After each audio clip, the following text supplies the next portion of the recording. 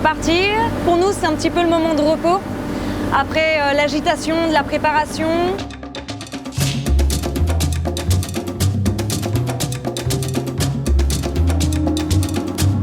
Moi, je m'occupe de la machine de Thibaut.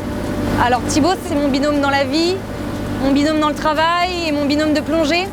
On avait déjà participé à une expédition ensemble avec Justine, qui était l'expédition à Fakarava avec les requins. Mais c'est complètement différent sur cette expédition-là, parce qu'à Fakarava, on partageait tout, on était dans le même bungalow, on plongeait ensemble, on avait un rythme un peu similaire. Là, c'est pas du tout le cas, puisque moi, je suis enfermé dans ce caisson. On est 4 à l'intérieur, dans notre espèce de petit milieu clos, et Justine vit dans la partie extérieure de l'expédition, avec une trentaine de personnes, avec toute cette activité, tous ces liens humains qui se créent.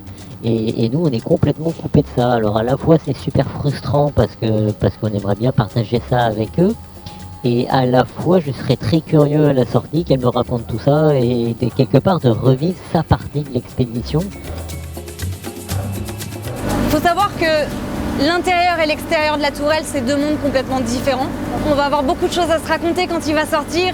Lui, il va pouvoir me raconter tout ce qu'il a vu, toutes ses plongées.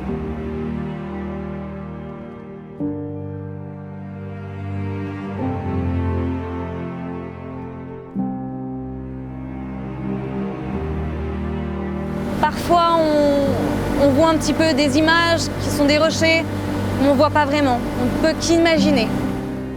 Mais c'est chouette. Enfin, je le vois heureux, je le vois sourire. Moi, ce que j'aime bien, c'est quand on les voit rentrer dans la tourelle après la plongée.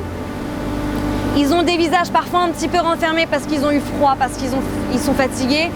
Mais quand on les voit rire et sourire entre eux, ça c'est la meilleure des récompenses pour nous en surface. Moi, je suis heureuse d'une expédition proche de chez nous.